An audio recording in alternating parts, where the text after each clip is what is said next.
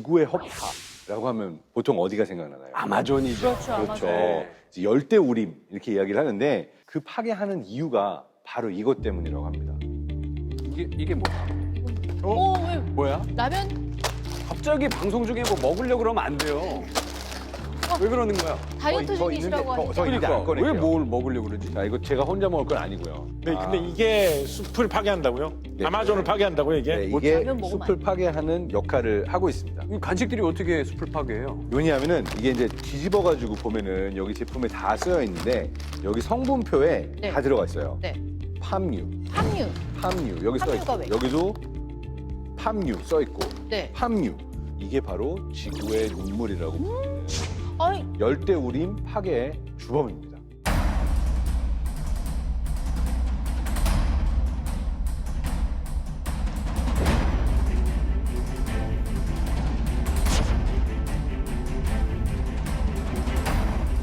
함유는 근데 식물성 오일이잖아요. 이게 왜 지구의 눈물이에요? 다른 식물성 기름 같은 경우에는 공기 중에서 쉽게 산패가 돼요. 예.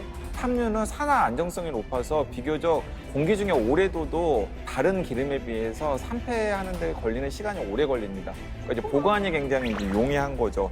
거기에다가 해바라기씨나 콩기름과 비교했을 때 동일 면적에서 재배량이 10배 이상 높아요. 기업 입장에서는 탐유를 재배해서 뽑아내는 게 굉장히 이제 수지가 맞는 일이 되는 거죠. 당연히 그 연장선상에서 이 팜 플랜테이션 농장 면적도 늘어나게 되겠죠. 그걸 이제 특히 인도네시아 같은 곳에서 많이 재배를 하고 있습니다.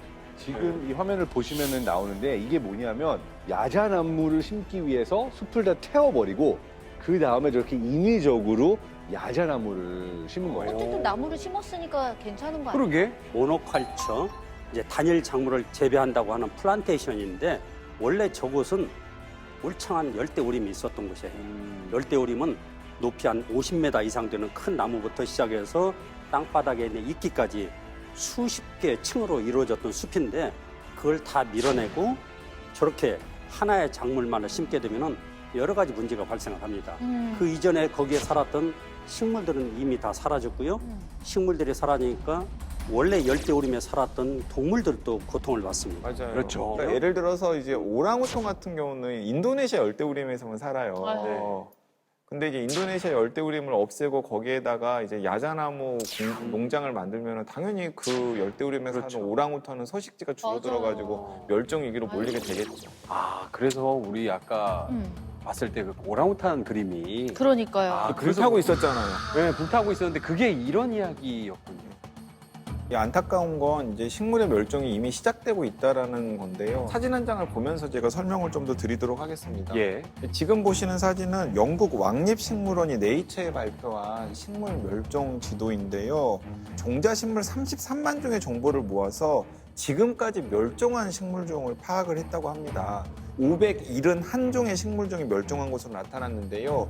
자연적인 멸종 속도보다 500배 빠르고 같은 기간 동물의 멸종수보다 2배 이상 많았습니다. 하와이 같은 경우에는 79개가 멸종이 되어서 가장 멸종이 많은 지역으로 꼽혔고요. 케이프타운 같은 경우에는 37개가 멸종이 되어서 두 번째로 많은 지역으로 꼽혔습니다.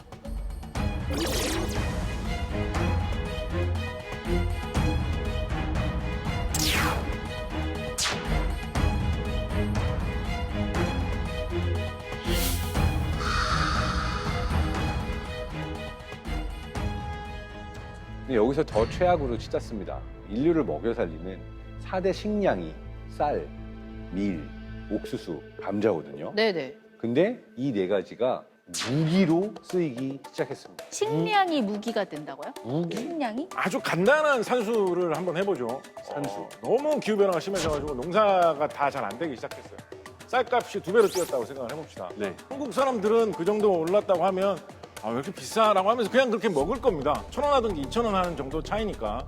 그렇지만은 개발도상국에서 소득이 낮은 사람들은 1,000원 하던 게 2,000원으로 2배가 뛰어버리면 하루 벌어서 하루 먹고 사는 사람들은 당장 그것 때문에 가족 누가 하나는 그날 굶어야 되는 사람들도 있어요. 사실은 1,000원짜리 공깃밥도 잘 못 사 먹던 나라의 그런 곳들이 사람들이 세상에는 많이 있잖아요. 네. 우리나라도 그랬어요. 그런 데서는 그렇게 기후 변화 때문에 어떤 문제가 발생하면 직접적인 생존의 문제로 직결되는 것입니다. 네, 맞습니다. 그래프를 보면은 좀 더 자세하게 알 수가 있는데요. 그 유엔 식량 농업 기구 FAO에서 2021년 11월에 세계 식량 물가가 10년 만에 최고치라고 발표를 했거든요.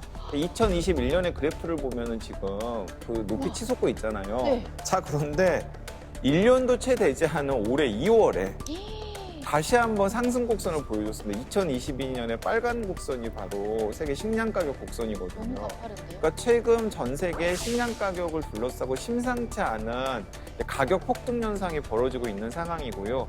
이런 상황에서 식량 수출에 대해서 주도권을 쥐고 있는 나라들이 가격 통제를 하거나 혹은 공급 통제를 한다 그러면은 그것 자체가 이제 엄청난 문제가 생길 수가 있는 이렇게 거죠. 오면 바로 와닿을 거예요. 러시아, 우크라이나 사이에서 일어나고 있는 분쟁이 네. 직접적인 도화선이 됐습니다.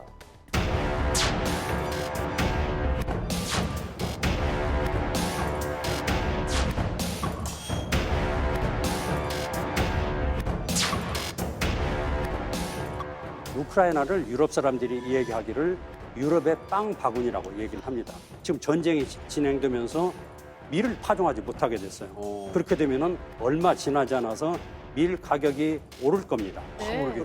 우리나라는 안타깝게도 밀 자급률이 0.7%, 1%가 못 돼요. 나머지 99%에 해당되는 것을 해외에서 수입을 하는데 이게 생산이 줄어들게 되면 당연히 밀가루 가격 올라가고 그렇죠. 빵 가격, 라면 가격, 수제비 가격 다 올라갈 수밖에 없죠. 그래서 이게 우크라이나 전쟁이 우리하고 관계없는 게 문제가 아니고 결국은 아주 밀접하게 관계되어 있고 실제 그러한 것을 역사적으로 보여주는 게 10년 전에 튀니지라든지 이집트라든지 이런 지역에 아랍의 봄, 제스민 혁명이 일어났잖아요.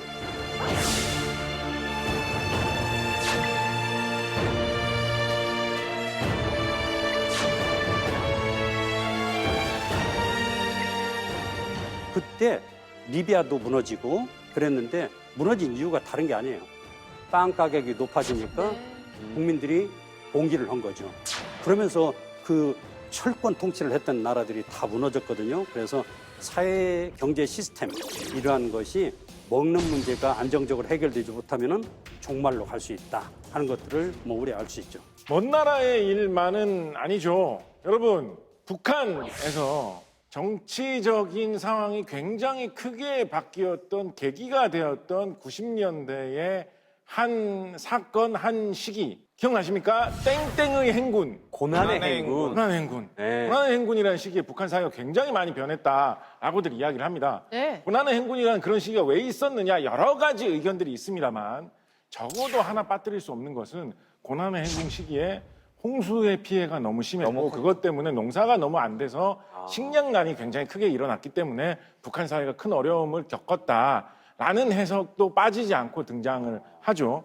앞으로 5년 후, 10년 후, 20년 후 사이에 북한에서 제2의, 제3의 고난의 행군과 같은 대규모 식량난 사태가 발생하지 않으라는 법이 있을까요? 없죠. 그러면 그런 상황이 됐을 때 우리는 뭐 어떻게 대비를 할까요? 저는 그런 문제에 대해서 지금부터 좀 심각하게 고민을 해볼 필요가 있다라고 생각을 합니다. 요즘 굶으세요?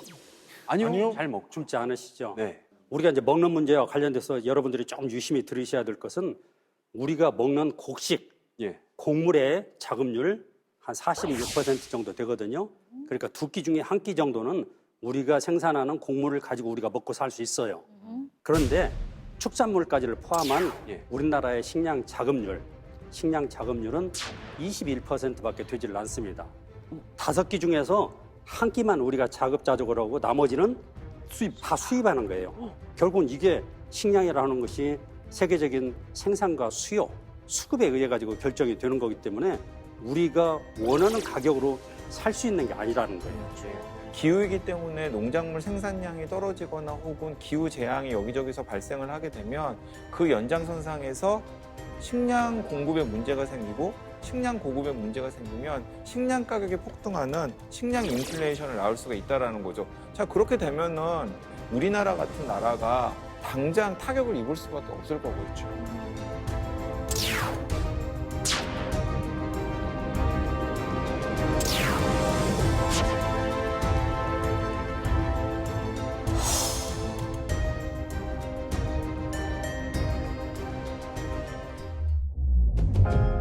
Extinction won't happen tomorrow. But the Earth we are destroying is already set on the path to catastrophe. We are the last generation with any chance stopping the domino effect leading to our extinction.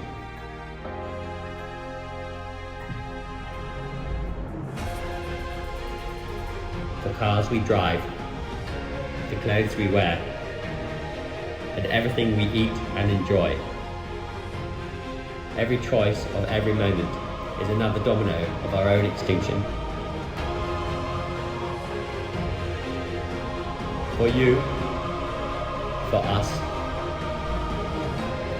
for the planet.